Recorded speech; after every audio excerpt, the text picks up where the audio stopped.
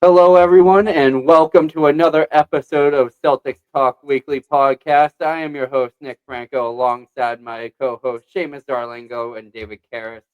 We have been on a roll this year with special guests joining the podcast, and this week is no different. You'll recognize him from working with NBCS Boston and WEEI, his podcast with Bob Ryan and Jeff Goodman, and various supporting acting roles such as Chappaquiddick, Don't Look Up, and he recently played Dr. Ames Roby and Norman Mailer in the stage production A Nightmare with Casey Sherman at the Wilbur Theater, Gary Tanguay. Before we get started, I just wanted to thank you for coming back on and say it was a pleasure to work with you again on such a great production that raised money for the Pete Frady's ALS Foundation. Nick, you're great. It's always a pleasure anytime I can help, and I'm happy to be here. What a great night. We had a blast. I love that group of people. The people we've had pretty much the same group for 3 straight years, and I hope we can continue it. Yeah, and coming on this broadcast today, Gary, first of all, as I said last year, it remains the same. It's an absolute honor to have you on this program today, and thanks for coming on, as Franco said. But just getting into your media career right away, you joined Comcast Sports Network all the way back in 2025 years ago. Now, how did you end up in that situation at Comcast Sports Network, and how did you find yourself in a job at that network? I was working at Channel 4 with Alice Cook, Steve Burton, Bob Newmeyer, and Bob Lobel. And Scott Wally had gone to Morning News. And I came in and I took his place. And I had been working on WBZ Radio. I had worked at Channel 56, doing some sports over there with Michael Barkan. And my agent called me and said, look, there's, at the time it was Fox Sports Net, and they carried the Celtics. And prior to that, it was Sports Channel. And they were going to do this whole, they were going to try to compete with ESPN on a region by region basis. So Fox Sports Net, along with Cablevision, partnered to come up with the Regional Sports Report, which was Fox Sports Net New England, Mid-Atlantic, Southeast, West Coast, so forth. And these networks would focus on that region. And the way ESPN covered things nationally, Fox Sports Net New England would cover the Red Sox, the Celtics, the Bruins, and we did. We covered them. I mean, we got right in there, and that was actually what started New England Sports Tonight. Because what happened is they changed the format, and they went from being a highlight show, like a Sports Center type show, to like a Pardon the Interruption. It's funny. We were on the air for about a year doing like the highlights and the like a Sports Center type thing, and people found, like, especially in Boston, that people wanted talk, they wanted conversation, they wanted what you guys do, and that was really the beginning of it. We had seen it on radio, obviously, with the Big O and EEI, and of course Eddie Edelman before that, but now people wanted it on TV, and we started the same week as Pardon the Interruption, and we both had the clock, the clock there that. Yeah. And we had a clock too, and we didn't steal it from them. I swear to God. But it didn't look good. So we got rid of the clock because no one was going to believe us. So then we just started, Greg Dickerson came to work, and that's when the Patriots took off. I mean, really, the whole explosion of sports media in Boston that started in 2000, 2001, it's all because of one man, Tom Brady. Absolutely, without question. Now, Belichick, of course, had a hand in it. But when Brady came on, everything changed. They won that Super Bowl, and it was all driven by advertising. Advertisers, we were turning them away. I mean, Channel 4 was making a ton of money, Channel 5, Channel 7. And then, of course, Nesson was owned by the Red Sox, but they still had shows. We had shows. I mean, we had Chevrolet and Ford and Captain Morgan's. We had a big pirate. The Captain Morgan pirate was in the studio. And then we had the Guinness Bar. But we could only do that after 10 or 11. And they all wanted a piece of sports in New England. And that's when it really took off. So in 2000, that's how I ended up there. because I was the number 4 guy, 4-person, 5th. And I was never going to advance at Channel 4. Nobody was going anywhere. So I took this job. I got married. And then I was there for 20 years. It was great. And it was through 2 Celtics championships, 1 Celtic championship, 2 appearances, all the Patriot titles, and then 4 Red Sox titles, and a Bruin Stanley Cup, 2 Stanley Cups, 1 win. So it was unbelievable. Unbelievable. And players watched. That was the crazy thing, is like Rodney Harrison used to give us so much crap because they all watched, and what do we know, or Vrabel. Right. Oh, Vrabel used to give it to us. Oh, Vrabel used to get on Felger. He'd get on me. Like when Mike Vrabel first came here, no one knew who he was. I was like, who's Mike Vrabel? I mean, he's the guy that stripped Bledsoe. I mean, this guy came out of Ohio State. If he's any good, why is Pittsburgh trading him? Blah, blah, blah. And Vrabel, Larry Izzo told Vrabel about it, and Vrabel saw it. He never let me forget it. And obviously, Mike went on to be one of the great Patriots and great winners. And now I don't think there's a better guy to coach this team than him. I'm giving you a long-winded answer. So that's really how it happened. It's people wanted sports on TV every day. They want it twice a day, every day. And now with guys like you, they want it every minute on their phone. The phones hadn't taken off yet at that point. But then when the phones took off, everything changed. Looking at your time covering the Boston sports scene, you certainly mentioned it. There were a lot of special moments within that time period where you saw a lot of winning. You mentioned 4 Red Sox titles, all the Patriots titles, right. 6 of them, 2 Celtics titles. But when it comes to, and a Bruins title as well, but when it comes to covering, say, the Boston Celtics specifically, what was your routine of production when it came to producing a show for the Celtics at the end of the night, whether it was pregame, postgame, everything that needed to happen within the broadcast? What was the routine like within the production from the start of the day to the end of the day? Well, first of all, and I can't remember when text messaging started, but it was either a morning phone call or a text message, 8, 9 o'clock, whatever. What's going on? What happened the night before? What's going on? What's the story of the day? When shoot around happens at 11, sometimes they don't show up at shoot around. If there's any media availability, what is the storyline? What do we want to cover? What do we want to preview on the pregame show? There's Paul here, Paul Pierce. He's on a roll. He's shooting 40% from 3 over the last 5 games, or is Perk got a bad ankle, or Garnett, whatever it is. What's that story of the day? Or they're playing the Lakers, right? So like when the Lakers were in town, they used to go to with Kobe, God bless him, and all those guys. They would go to they would work out at that health club at the Four Seasons, the Ritz in above the park.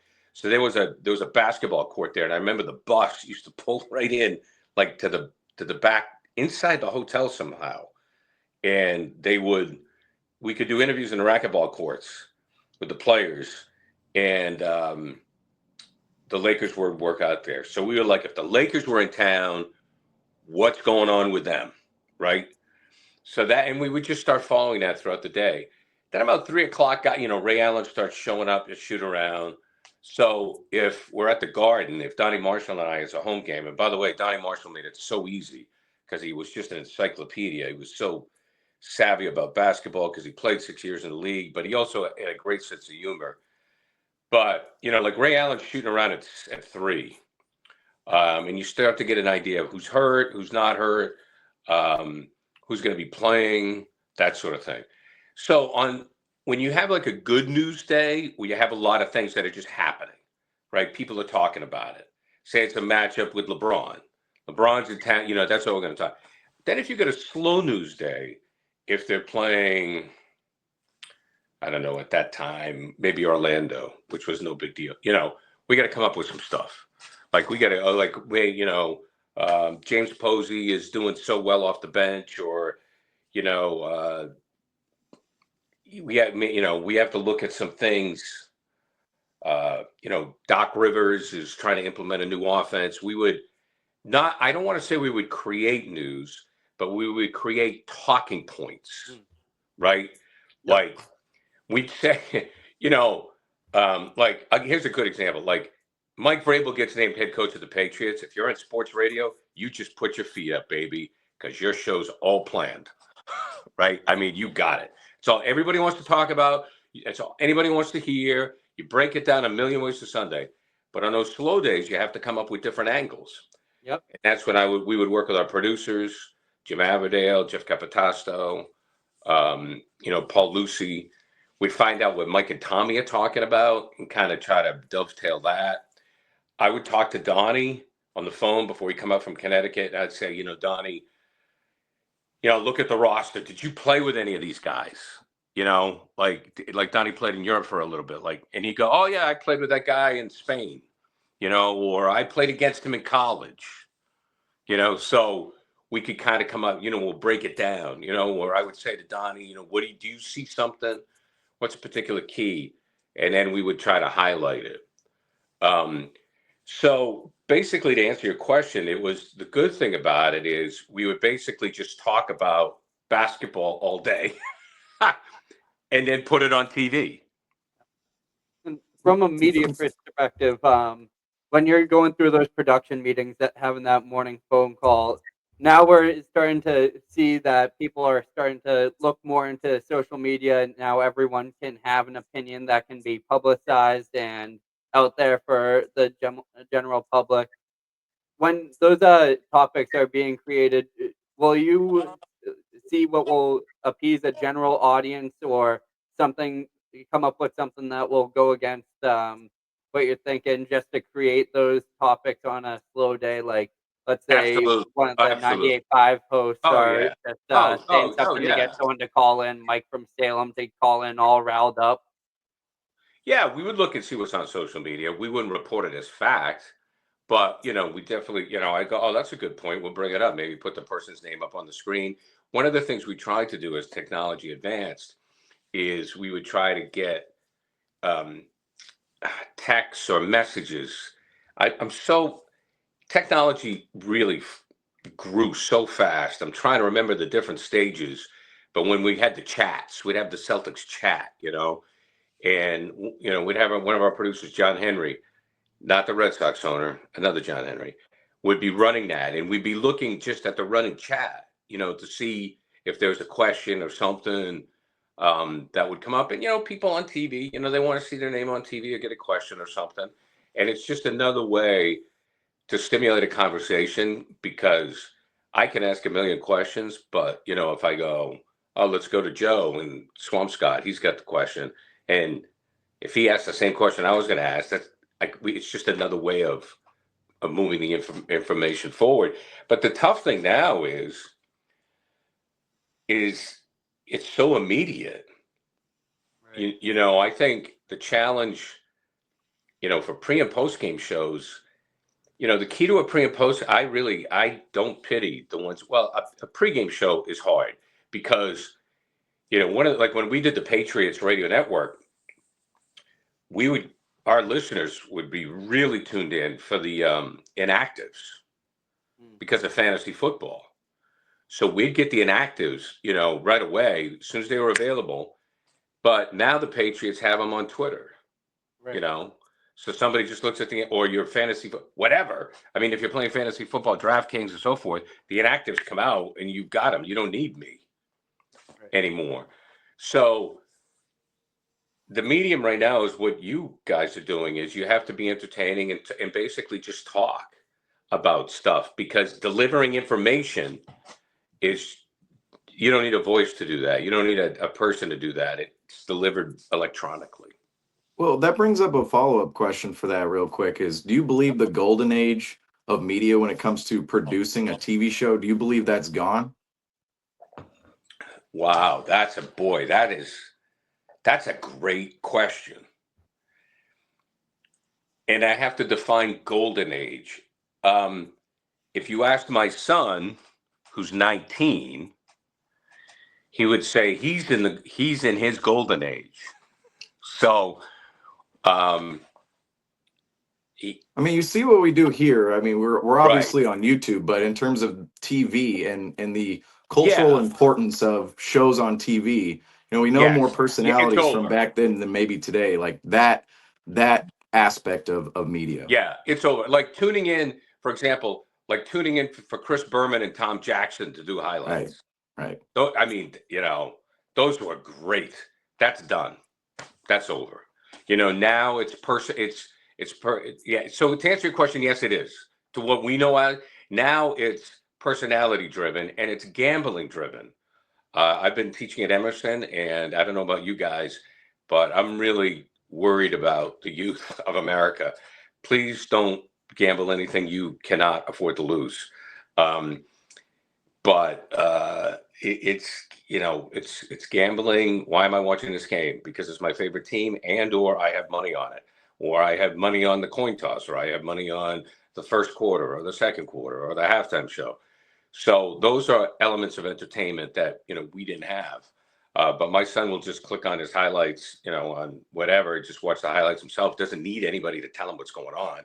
Watches it, and he's good. So I think kind of what I look at sports media now is what you are doing is your companions. Like I still listen to stuff in the car. I listen to podcasts in the car, or I listen to radio. So I think you're a companion. I don't think we're delivering information verbally or visually. Highlights, you may see that. But I think you're a companion, which I still think is important.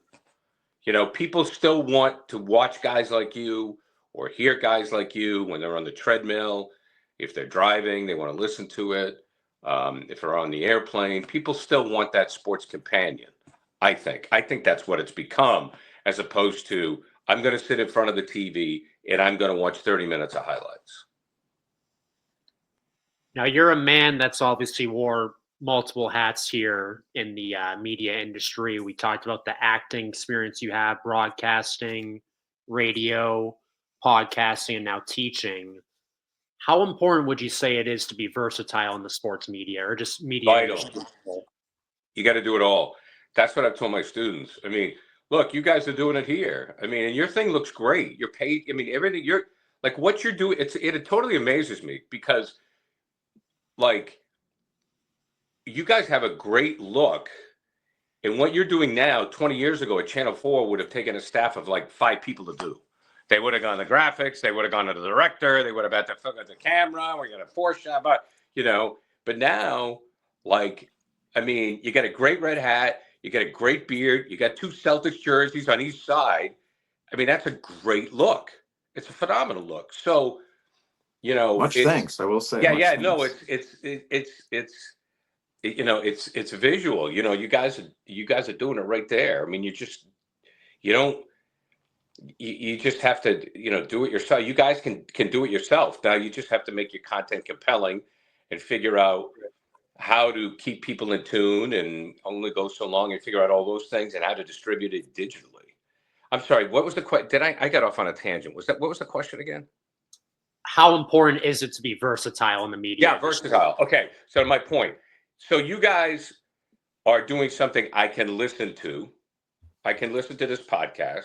I can watch it, right? So that's both. So I can listen to my car and I can watch it. It's like somebody at Emerson said, well, we should do they're doing a podcasting class. I go, it's all the same. I go, it's all the same. The on camera, the audio, before you would be like a radio star and you would be a TV star. Well, Sports Hub's on TV. So, like Beadle and Zoe or Felger and Mazda, they, and Hardy, are they TV stars or are they radio stars? They're on, you're multimedia, and so, and even the guy McAfee there on ESPN, he's both. You can listen to him and then you can watch his clips. So I think if I were to give any advice, obviously you need to do what you love. You guys love sports, you're fine. It's obvious you're putting the work into it. And you need to hone your personality. This is where I think this is the challenge, because you can't just report facts. You have to find out what's special about you. And everybody has it. Everybody has it. Nick, for example, is a sweet guy. He's a very nice guy. He's so helpful. I mean, everybody on the production, the theater production, loves the guy. That's him. That's who he has to be on TV. You know, you guys are passionate. So you have to find out your personality and bring it to a level that people want to watch it and really try to be compelling with it. For a while, and I've done it, you would fake an argument on a slow day. Yep. Like, you can't do that anymore. You can't. We used to do it. Like, people will say they didn't. They're lying. They're lying. They're lying. They're lying. It'd be like, okay, man, we got to pick this segment up. We got to say somebody sucks. Yeah. But with all the information that's out there today and the different angles you could take, and on podcasts, you're not, you can do 10 minutes, you can do 15 minutes, you can do a half hour, you can do 45 minutes. I mean, we were locked in at 4 hours. You got 4 hours, you got to fill it. I think the great thing about podcasting, I think the best podcasts are like an hour. Right. I mean, that's right. And then people will listen to it. So I think that you need to find out your celebrity, what, your inner celebrity, and bring that out. And everybody has one. If you want to do it, you can do it. And then how you pass it on, whether you write, whether you do video, whether you do audio, you have to do it all. Thank you again for the kind words. And when you talk about having passion, what were some of the more intriguing portions of time covering sports in New England? And what were some of those stories that really brought that passion out of you and you were invested in learning more about what was going on? Well, I love the Celtics. I grew up loving the Celtics. My first favorite team was the 74 Celtics. And I got to work with Dave Caires. He did some post games with us. He was great. I got to meet my hero, John Havlicek. I got to meet Jojo White, who was another one of my heroes. So, I mean, I loved those teams growing up. Rumford, Maine, we didn't have cable. We had one TV station. We'd get one game a week. And usually the Celtics played because they were good. And we would go to one game a year. We'd drive down from Rumford, 4.5 hours. One of our coaches, John Bernard, who's still a friend of mine today, would take us to a Celtics game, one game a year. We'd all pile in his car. So I just loved everything about the Celtics. I loved everything about the Garden. I loved everything about the Red Sox. And then as I got into it, when I got to know the players, I love the personalities. Jonathan Papelbon, we don't agree on our politics are not the same. But I love the guy. We had so much fun. I got to know his mother. And Papelbon just wanted the ball. That's the thing. With a lot of these guys, and you're starting to see, because players are doing their own specials, like LeBron will do a show. Guys are doing shows direct. They don't need us. They're doing their own podcast. They're showing their personality. 99% of the players want to earn their money. A lot of these guys stay up at night if they didn't have a good game, or sometimes players they may have at different times, I knew guys had a sick kid, or, maybe they had a marital issue, or somebody in their family wasn't doing well, or their father wasn't doing well, and we don't think about that stuff with these athletes. And Tommy used to say at Heinsohn, so you got to remember, athletes are people too. And I got to know it, like Copen. I remember when Copen won his first Super Bowl. After the game, we were in a party. We were in the Super, and the dude was crying. He was like, "Yeah, bear!" I mean, the dude was like crying his eyes out, and he's a super guy. They just, I can't. There's so many that I could mention. From Papelbon to, Richard Seymour to Garnett to Pierce, Ray Allen. Pedroia. Yep. Got so mad at me once because he thought I was being critical of him, but I was being kind. I was paying complimentary to Alex Cora, who backed him up because I complimented his backup. Dustin got pissed off at me because he thought I was insulting him, but that's how competitive he was. That's one of the things I hope people understand, that, man, if you're a professional athlete, and people really need to appreciate this, and I don't know if I did all the way through, they're not, with what they do, it's like They're the best at what they do. And man, they work. They work and they work and they work. And they put their bodies on the line. And Brady, oh my God. They're not going to, they may not be president of the United States. They may not run a Fortune 500 company, even though Jaylen Brown may do both eventually. And Brady's getting better as a sportscaster. But with what they do as professional athletes, I wish everybody could understand how much sacrifice and how much hard work and how talented these people are. And as you can tell, as I've gotten older, I've mellowed. But, like Jason Tatum, like, God love that. I would not want any other player on my team. The Joker, you can have him. Luka, you can have him. I don't care. Cooper out of the great state of Maine. I want Jason Tatum on my team. That guy in a championship situation, he'll rebound, he'll defend, he'll get an assist, he'll go to the hoop. Jason Tatum can never be appreciated enough. Never. And so. Do you think that is your opinion on the aspect of the national media not giving Jason Tatum his credit and value when it comes to MVP debates or on ESPN? Nick, let me tell you, I've had this discussion, guys, with so many people, and I know you guys know basketball. Basketball is not a hard game. It's a beautiful game. It's poetry. When it's played well, it's beautiful. But it's not a hard game. You got 10 players. You generally know all the players who play. It's not like, who's the guard now on the Texans? Or it's not like, who's that third line winger, on the Lightning? Like, the players. And it amazes me how people don't understand the game. It amazes me because all they do is they look at who's the leader in points, who's the one-on-one guy, who's the guy that gets the ball at the end of the game, as opposed to the guy that wins championships. It blows my mind. What Jason Tatum did to win a championship. Your best player, sorry, Jaylen Brown. I still think Jason's the best player, though. Brown, I love that guy, too.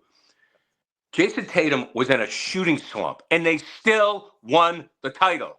If LeBron's in a shooting slump, if the Joker's in a slump, Luka, Steph, any of those guys, if those guys are in a slump, their teams don't win. Jason Tatum was in a slump, and he still could have been MVP. So, like, if you can't see that when you're watching a game, I can't help you. I can't help you. His defensive rebounds, I talk about it with Ryan all the time. I go, Bob, his best stat is 12. He gets like 12 rebounds a game. This guy, he's, I know Larry's the almighty, and I'm never going to compare. You can't compare anybody to Larry. But Larry, I will say this. Because he's not Larry. I mean, that's not fair. Larry would give the game whatever it needed. If they needed assists, he'd do assists. If they needed rebounds, he'd do rebounds. And Tatum does the same thing. I'm not saying he's Larry Bird, but I'm saying Tatum does the same thing. Tatum will take less shots and get more rebounds if it means winning a game. Sorry, I went on too long there. No, you mentioned Jason Tatum, and he's a very special name in Celtics history. But another name you mentioned was Tommy Heinsohn, who talk about versatility. Head coach of the Boston Celtics, played with the Boston Celtics, multi-time champion and broadcaster. He's a part of Celtics history through and through. But working alongside Tommy Heinsohn, what was your most fond memory of working with Tommy, and what makes Tommy so special, or what made Tommy so special, the late Tommy Heinsohn, of course, so special to the Boston community and the Celtics community? Tommy was also a Renaissance man. He was also a very successful businessman. Very successful, where he built an insurance company that became extremely successful. So he did that in conjunction with his play-by-play in color after he got done playing. As Mike Gorman said, when Mike interviewed for the job and got the job, Tommy sold him a policy. And I don't think that's a fib. I think that's true. Tommy was also a painter. He would go up on the shores of Marblehead where he had a summer home, and there'd be Tommy and all the artists, and they'd have their easels, and there'd be these artists, and there'd be this dude who was 6'8", 300 pounds with a baseball hat that never fit, painting, the watercolors. So Tommy was I miss him. God, I miss him so much. He was, and I think Scal's doing a great job. That's not what I'm talking about. But Tommy, I'm trying a couple of things with Tommy. Here's the deal. Tommy understood the role of being an entertainer with the Tommy point. And that's why age didn't matter. You had kids that were 13, 14, 15 years old. When Tommy was in his 70s, they had a drinking game at UMass. And every time he said Tommy point, they had to drink. And so you had people from you had 10-year-old Celtic fans to 90-year-old Celtic fans that loved the guy, which he transcended that. But Tommy also, he was an entertainer and he knew it as a color commentator. You know, he wanted to be pro-Celtic. He made that decision. He was going to go with the Tommy point. He really hated the refs. Oh, my God. Oh, he hated the refs. They hated him. Oh, there was no lie. Oh, he'd go. I mean, when he started to slow down and he'd come in studio with us because he wasn't going on the road as much, every ref's name came with the F word. I mean, Eddie effing Rush. I mean, on. And he would just, it was great. But this is what Tommy was amazing to me. Is he was definitely pro-Celtics and the fans liked it. But when you were watching a game with him, he would know what was happening 3 plays ahead. And he used to, if it was probably be me, Tommy, Donnie Marshall, or another Jim Averdale in a conference room watching the game. And Tommy would get on Celtic players. Like he would go, Rondo, you got to do this. And he'd tell us what Rondo needs to do. Now, if he was doing it on TV, he's going to be a little bit more of a fan. He'd explain, but, he was the coach in the room. And he would tell you what was going to happen. Like, oh, this is going to happen. That guy's going to go baseline, that whole thing. So he's extremely knowledgeable of the game.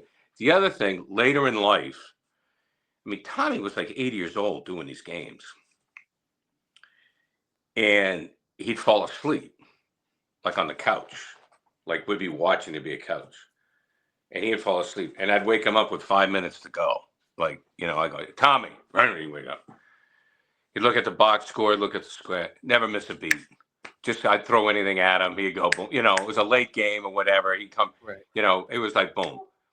And I don't think people always look at Tommy as pro-Celtics. I don't think they understand or they appreciate how well he knew the game. Tommy Heinsohn knew the game of basketball as well as anybody. John Wooden. But Tommy was, Tommy's old teammate, Chuck, the rifleman. It was an old TV show. Chuck Connors said, yes, Tommy, come out to LA. I'll put you could be an actor. So Tommy went out to be an actor. They were going to put, the Miller Lite commercial was legendary. And Tommy he was going to go in movies. And he couldn't stand waiting around. He couldn't take it. He couldn't handle waiting around. So Tommy was that entertainer, with the Miller Lite commercials and when he did the games. And I think that took away from his reputation of understanding the game. I'm telling you, nobody knew the game as well as Tommy Heinsohn. And last Tommy's well, go ahead, David. No, you can ask me a couple more. No, I was going to say Mike Gorman next to Tommy Heinsohn. I just want to talk about him real quick too, because he just retired last year, right? In 2024 from broadcasting. But you also have a fond memory of Mike Gorman as well. Oh, Mike's the best. I mean, Mike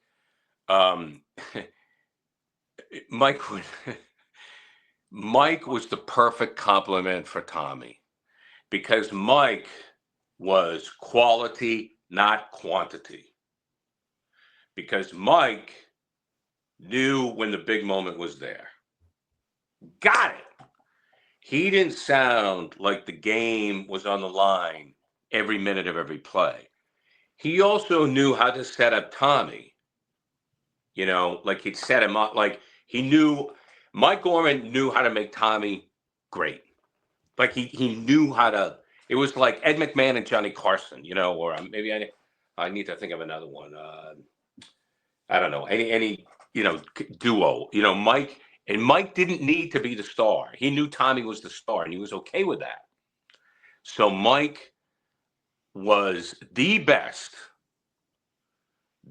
like setup guy, however you want to talk. And he knew the game well. He knew all the refs. He knew everybody. That's one of the things Mike could do is like Tommy be all pissed off at the refs. Mike got along with the refs, so he could kind of smooth things over with them, and things like that. And so Mike's lack of ego made the broadcast. Because if you had somebody trying to compete with Tommy, it wouldn't have worked. It just wouldn't have worked. Yeah, Mike, he was the best. They just complimented each other very, very well. One quick story. I don't think Mike cares. As Tommy got a little bit older, like Tommy's opinion could change like the wind. So one time and I filled in for Mike a couple of times. So say it was a game on a Tuesday night, and Tommy said, and Mike said, "Well, geez, what about that zone defense?"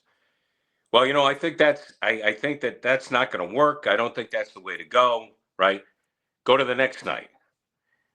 Mike would say, "Well, Tommy, that zone defense probably isn't going to work." Like he would remember from the night before, try to carry over a storyline. And Tommy turned to him and go, "Who told you that?" And Mike was like, "Well, Mike couldn't sell him out on the air, but Mike was, well, like you did, like last night, So they were like a comedy duo, and that, a real Abbott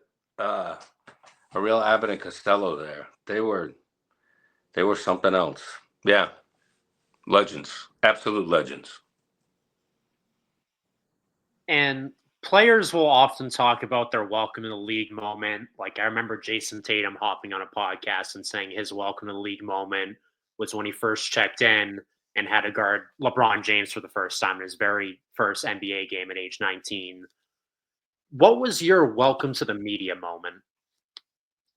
Oh my God, you guys are awesome. That is the second great question.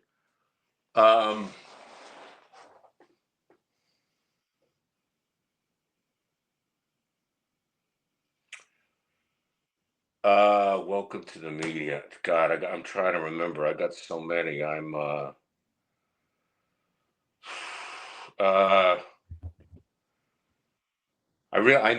I want to make sure I got this right because I've had so many of them where, the summer of 99, the summer of 1999 was big because I was working at Channel 4. I got engaged, was buying a wedding ring and got the engagement ring. I covered the All-Star game at Fenway Park.